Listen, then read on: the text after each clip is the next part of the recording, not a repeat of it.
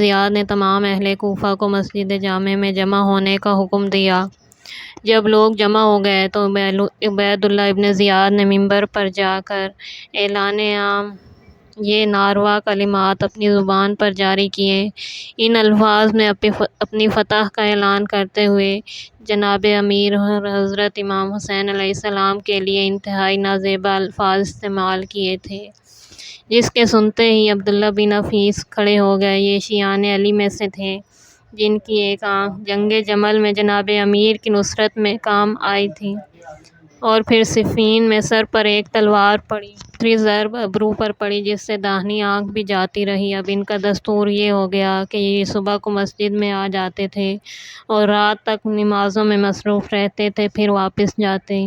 انہوں نے ابن زیاد کے ان الفاظ کو رد کرتے ہوئے کہا: او پسر مرجانہ، تو جھوٹا اور تیرا باپ جھوٹا، اور وہ جھوٹا جس نے تجھے حاکم بنایا، اور اس کا باپ جھوٹا، اور مرجانہ کے لڑکے پیغمبر صلی اللہ علیہ وآلہ وسلم کی اولاد کو قتل کرنے کے بعد راست بازوں کی طرح کلام کرنا چاہتا ہے۔ ابن زیاد نے غضبناک ہو کر سپاہیوں کو حکم دیا کہ وہ ان کو گرفتار کر لیں، مگر عبداللہ نے اپنی قوم ازدی کو آواز دی، جس کے 700 جنگی جوان کوفہ میں موجود تھے۔ چنانچہ کچھ بہادر ازدی ان کی امداد کے لیے آ گئے اور سپاہیوں کے ہاتھ سے ان کو چھڑا کر لے گئے اور ان کے مقام پر پہنچایا، مگر رات و مخفی طور سے ابن زیاد نے پھر ان کے گھر سے انہیں گرفتار کرایا اور بے رحمی کے ساتھ قتل کرا دیا، اور ان کی لاش کو دوسروں کی عبرت کے لیے دار پر لٹکایا۔ دوسرے دن ابن زیاد کے حکم سے سر امام حسین علیہ السلام کو کوفہ کے کوچہ و بازار اور تمام قبائل میں گردش دی گئی، اور پھر دروازہ قصر پر آویزاں کرا دیا گیا۔ جس زمانے میں اہل بیت اطہار کوفہ میں اسیر تھے، عام خیال یہ تھا کہ یزید تمام قیدیوں کے قتل کر دیے جانے کا حکم دے گا۔ اسی دوران میں کہ جب اسرائے آل محمد کوفہ میں قید تھے، ایک دن کسی نے قید خانے میں ایک پتھر پھینکا جس میں اس مضمون کی ایک تحریر بندھی ہوئی تھی کہ آپ کے معاملات کے لیے ایک خط یزید کے پاس بھیجا گیا ہے، قاصد اس تاریخ کو جا رہا ہے اور اس تاریخ تک پلٹے گا۔ اگر تکبیر کی آواز سنائی دے تو اپنے متعلق حکم قتل کا یقین کر لیجئے،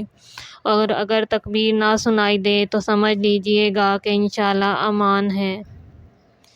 لیکن قاصد کے آنے پر تکبیر کی آواز بلند نہیں کی گئی، کیونکہ یزید نے حکم دیا تھا کہ قیدیوں کو دمشق روانہ کر دو۔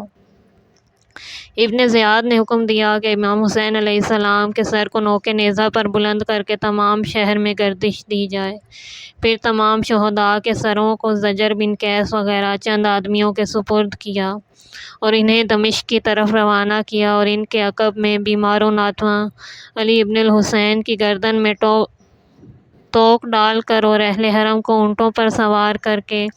محضر بن ثعلبہ عیدی اور شمر بن ذیلجوشن کی نگرانی میں روانہ کیا۔ خاندان رسول صلی اللہ علیہ وآلہ وسلم کی تاراجی اور اپنی کامیابی کو نمایاں کرنے کے لیے عراق سے دمشق جانے کا وہ راستہ اختیار کیا گیا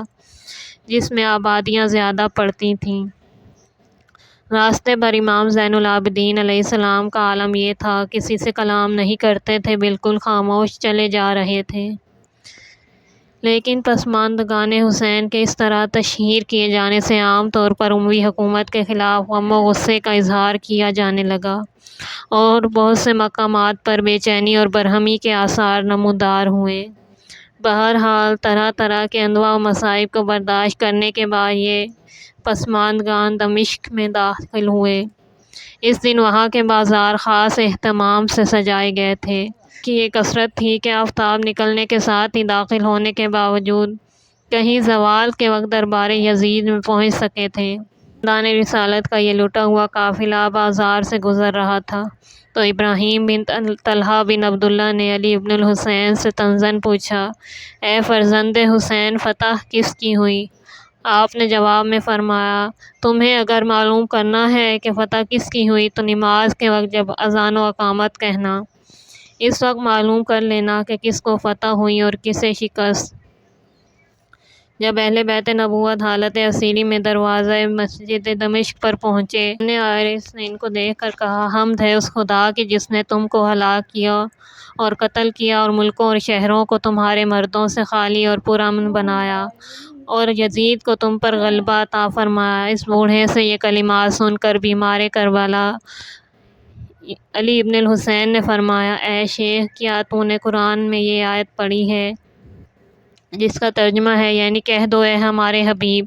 کہ میں سوا اپنے ذوی القربیٰ یعنی اہل بیت کی مودت و محبت کے تم سے اور کوئی اجر و معاوضہ اس تبلیغ رسالت پر نہیں مانگتا۔ بوڑھے نے کہا کہ ہاں، یہ آیت میں نے پڑھی ہے۔ آپ نے فرمایا، وہ رسول صلی اللہ علیہ وآلہ وسلم کے ذوی القربیٰ ہم ہی ہیں جن کی محبت تم پر فرض کی گئی۔ پھر فرمایا، کیا یہ آیت بھی پڑھی ہے جس کا ترجمہ ہے، یعنی یاد رکھو جو کچھ تم منفعت حاصل کرو اور جو مال بغیر مشقت پاؤ، ان میں سے 5واں حصہ اللہ، رسول اور ان کے ذوی القربیٰ کا حق نکال دو۔ اس نے عرض کیا، ہاں، یہ آیت بھی پڑھی ہے۔ آپ علیہ السلام نے فرمایا، وہ ذوی القربیٰ ہم ہی ہیں جن کا یہ حق کے خمس میں سے نکالنا واجب کیا، اور کیا یہ بھی پڑھا ہے کہ عرض کیا، بے شک پڑھا ہے۔ آپ نے فرمایا، وہ اہل بیت نبوت ہم ہی ہیں جن کو خدا نے برائی سے پاک رکھا اور معصوم بنایا۔ بوڑھا یہ سن کر حیران ہو گیا اور اس نے تصدیق کے طور پر دریافت کیا کہ خدا کی قسم تم سچ مچ وہی ہو۔ آپ نے زور دے کر فرمایا، ہاں، قسم بخدا ہم وہی آل رسول اہل بیت نبوت ذوی القربیٰ رسالت ہیں، بلا شک و شبہ، اور اپنے جد رسول اللہ ہی کی قسم کہ ہم وہی ہیں۔ یہ سننا تھا کہ بوڑھے نے پھوٹ پھوٹ کر رونا شروع کر دیا، عمامہ سر سے پھینک دیا، سر آسمان کی طرف بلند کیا اور کہا، خداوندہ گواہ رہنا کہ میں ہر دشمن آل محمد صلی اللہ علیہ وآلہ وسلم سے، چاہے وہ جن ہو یا انس، بیزار ہوں اور ان سے دوری چاہتا ہوں۔ پھر بیمار کربلا کی طرف مخاطب ہو کر پوچھنے لگا، کیا میری توبہ قبول ہو سکتی ہے؟ آپ نے فرمایا، ہاں، اگر تم توبہ کرو تو قبول ہوگی اور تم ہمارے اصحاب میں شمار ہو گئے۔ اس نے عرض کیا، میں توبہ کرتا ہوں اس گستاخی سے جو میں نے عدم معرفت کی بنا پر آپ کی شان میں کی تھی۔ اس واقعے سے ظاہر ہوتا ہے کہ بنی امیہ کے 50 برس کے پروپیگنڈے کے نتیجے میں عام مسلمان، خصوصاً اہل شام، کس حد تک آل محمد صلی اللہ علیہ وآلہ وسلم سے ناآشنا ہو چکے تھے۔ ابن القفطی نے اپنی تاریخ میں لکھا ہے، جس وقت اسرائے آل محمد اور سرحائے شہداء دمشق میں داخل ہو رہے تھے، اس وقت یزید اپنے محل کے بالا خانہ پر جو مقام جیرون میں تھا، اس منظر کا مشاہدہ کرنے کے لیے موجود تھا، اور جوں ہی سرحائے شہداء نیزوں پر دور سے نظر آئے، اس نے یہ اشعار پڑھے، جب وہ سواریاں نظر آئیں اور ان سروں کا سایہ جیرون کے ٹیلوں پر پڑا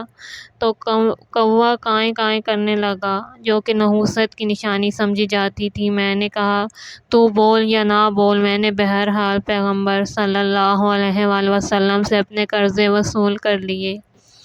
ان دو شعروں سے ہی یزید کی غلط ذہنیت کا انکشاف صاف طور پر ہو جاتا ہے،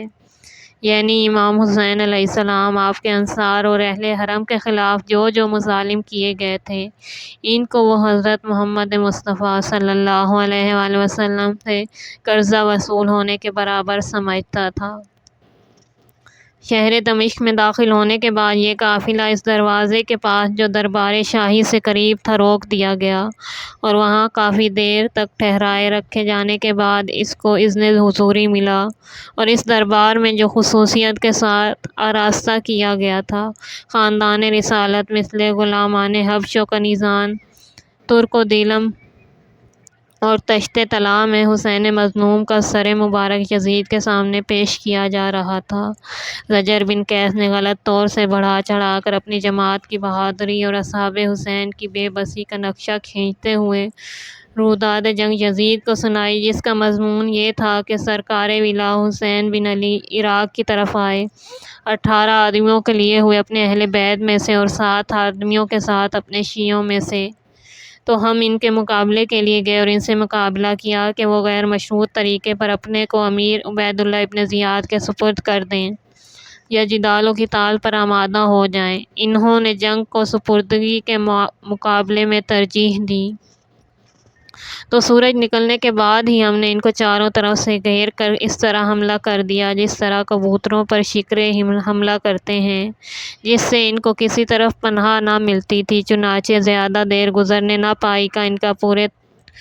طور پر خاتمہ کر دیا گیا اور ان کے جسم بے لباس خاک و خون میں آلودہ چھوڑ دیے گئے۔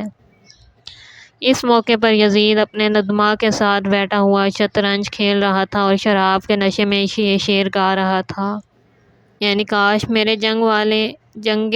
بدر والے بزرگ زندہ ہوتے اور دیکھتے کہ دین محمدی کے انصار کس طرح نیزوں کے پڑنے سے گر گئے ہیں، تو وہ اس صورت میں خوش ہو کر مجھے دعائیں دینے لگتے۔ بنی ہاشم نے حصول سلطنت کا ایک کھیل کھیلا تھا، حقیقت میں نہ کوئی خبر آئی تھی اور نہ کوئی وحی نازل ہوئی تھی۔ یہ سننا تھا کہ جناب زینب کبریٰ کھڑی ہو گئیں اور آپ نے معرکۃ الآراء تقریر شروع کی، جس نے یزید کے جاہ و جلال کی تمام بنیادوں کو کھوکھلا کر دیا۔ آپ نے فرمایا، کتنا سچا ہے میرے پروردگار کا ارشاد کہ آخر میں ان لوگوں کو جو برے اعمال کرتے ہیں یہ نوبت پہنچی کہ وہ آیات خداوندی کی تکذیب کرنے اور ان کی ہنسی اڑانے لگے۔ تو نے اے یزید کیا یہ گمان کیا ہے کہ چونکہ تو نے ہم پر زمین و آسمان کے تمام راستوں کو بند کرتے ہوئے ہمیں اس حالت پر پہنچا دیا کہ آج ہم تیرے سامنے قیدیوں کی طرح لائے جا رہے ہیں، خدا کے نزدیک بھی ہم حقیر اور تو باعزت قرار پا گیا، یا یہ کہ تجھے یہ ظاہری کامیابی تیرے مقرب بارگاہ الہی ہونے کی جہالت سے حاصل ہوئی ہے؟ اسی خیال کے ماتحت تو خوش ہو کر اپنے شانوں پر نظر ڈال رہا ہے، اس لیے کہ اس وقت تجھ کو یہی دکھائی دے رہا ہے کہ دنیا تیرے حکم کی پابندی اور امور مملکت منظم و مرتب ہیں اور سلطنت و حکومت تیرے لیے تمام خطرات سے پاک و صاف ہو گئی ہے۔ کیا تو بھول گیا خدا کے قول کو کہ نہ خیال کریں وہ لوگ جنہوں نے کفر اختیار کر رکھا ہے کہ ہم جو ان کو مہلت دیتے ہیں وہ ان کے لیے کسی بہتری کا باعث ہوگی۔ ہم ان کو صرف اس لیے مہلت دیتے ہیں کہ وہ خوب دل کھول کر گناہ کر لیں، بالآخر تو ان کے لیے حقارت آمیز سزا مقرر ہی ہے۔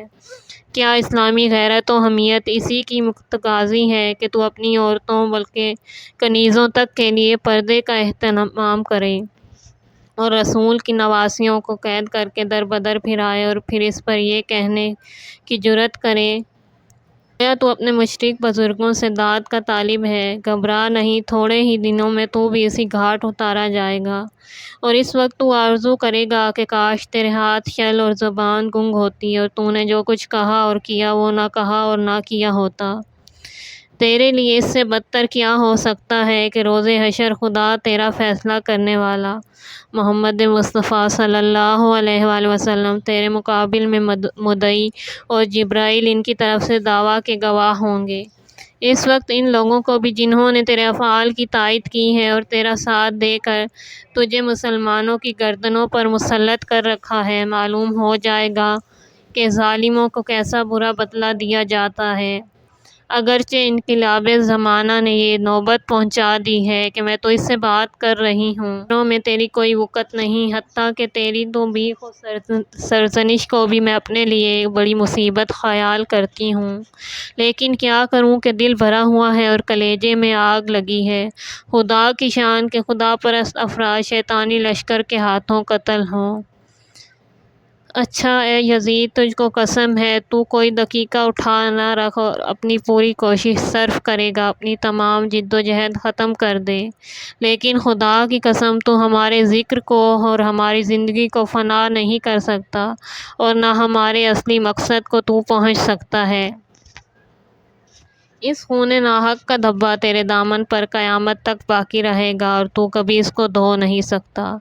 تیری رائے یقیناً غلط، تیری زندگی بہت محدود اور تیرے ارد گرد کا مجمع بہت جلد تتر بتر ہونے والا ہے۔ وہ دن بہت نزدیک ہے جب منادی ندا کرے گا کہ ظالموں پر خدا کی لعنت ہے۔ شکر ہے اس خدا کا جس نے ہمارے پیشرو بزرگوں کا انجام سعادت کے ساتھ اور ہمارے آخری بزرگ کا انجام شہادت اور رحمت کے ساتھ مقرر کیا، اور وہی ہمارے لیے کافی اور بہترین ناصر و معین ہے۔ اب یزید نے امام زین العابدین علیہ السلام کی دل آزاری کرنا چاہی اور آپ کو مخاطب کرتے ہوئے قرآن کی یہ آیت پڑھی، جو مصیبت تم پر آئی وہ تمہارے ہاتھوں آئی۔ امام نے دوسری قرآنی آیت پڑھتے ہوئے بتایا، ہم پہلی آیت کے مصداق نہیں بلکہ اس آیت کے مصداق ہیں۔ مطلب یہ ہوا کہ ہماری مصیبت ایک عہد و پیمان کے مطابق ہے جو ازل سے قلم بند ہو چکا تھا اور جس کی تکمیل ضروری تھی۔ پیغام حق کے اعلانات نے حاضرین کی نگاہوں سے باطل کے پردے بھی ہٹا دیے اور جرأت اظہار بھی پیدا کی، چنانچہ جب یزید نے بھی لب و دندان حسین کے ساتھ اس بے ادبی کا اعادہ کیا جو کوفہ میں ابن زیاد کر چکا تھا، غالباً اس خیال کے ماتحت کہ کوفہ شیعان علی کا مرکز رہ چکا تھا، لہٰذا زید بن ارقم ابن زیاد کو برسر دربار ٹوک دینے کی ہمت کر سکے۔ بھلا دمشق میں کس کی مجال ہوگی کہ مجھ پر معترض ہو سکے، مگر ہوا یہاں بھی وہی۔ ابو برزہ اسلمی کھڑے ہو گئے اور کہا کہ ارے تو اپنی چھڑی اس لب و دندان پر لگاتا ہے جسے میں نے اکثر دیکھا ہے کہ اس پر رسول اللہ صلی اللہ علیہ وآلہ وسلم اپنا منہ رکھتے تھے، یاد رکھ کہ اب قیامت کے دن بس تیری شفاعت ابن زیاد ہی کرے گا۔ اس کے یزید کی ان جسارتوں اور گستاخیوں کو دیکھ کر اہل دربار کی ہمتیں بڑھ گئیں، چنانچہ ایک سرخ رنگ شامی کھڑا ہوا اور کہنے لگا، یہ لڑکی مجھے دے دیجیے، اور اشارہ کیا اس نے فاطمہ بنت الحسین کی طرف۔ یہ سننا تھا کہ آپ کانپنے لگیں اور اپنی پھوپھی جناب زینب کبریٰ سے لپٹ گئیں۔ جناب زینب نے بچی کو تسلی دی اور بلند آواز سے اس شامی سے کہا کہ کیا بکتا ہے باخدا، تو مر بھی جائے تو یہ نہیں ہو سکتا، نہ یزید ایسا کر سکتا ہے۔ آپ کے آخری فقرے پر یزید کو طیش آ گیا اور کہنے لگا، تم غلط کہتی ہو، مجھے اس کا اختیار حاصل ہے اور اگر میں چاہوں تو ایسا یقیناً کر سکتا ہوں۔ جناب زینب نے فرمایا، جب تک اسلام کا دعویٰ رکھتا ہے تو ہرگز ایسا نہیں کر سکتا۔ یہ اور بات ہے کہ اعلان تو ہمارے مذہب سے خارج ہو کر کوئی دوسرا دین اختیار کرے۔ اس پر یزید کا غصہ اور بڑھا، وہ کہنے لگا، مجھ سے تم ایسی باتیں کرتی ہو، دین سے خارج تو تمہارے باپ اور بھائی تھے۔ جناب زینب نے جواب دیا، میرے باپ اور بھائی کے دین ہی کو بظاہر اختیار کر کے تو اور تیرا باپ اور دادا مسلمان کہلائے۔ یزید اس کے بعد اور زیادہ سخت کلامی پر اتر آیا۔ ناچار زینب کبریٰ کو یہ کہنا پڑا کہ یزید تو ایک ظالم حاکم ہے اور اپنے جبر و تشدد سے ہم کو دبانا چاہتا ہے۔ آپ کے اس جواب سے یزید کو کچھ شرم دامنگیر ہوئی اور وہ خاموش ہو گیا۔ اس کے بعد جب شامی نے پھر اپنی درخواست کو دہرایا تو یزید نے اسے سختی سے ڈانٹ دیا اور کہا کہ دور ہو، خدا تجھے غارت کرے۔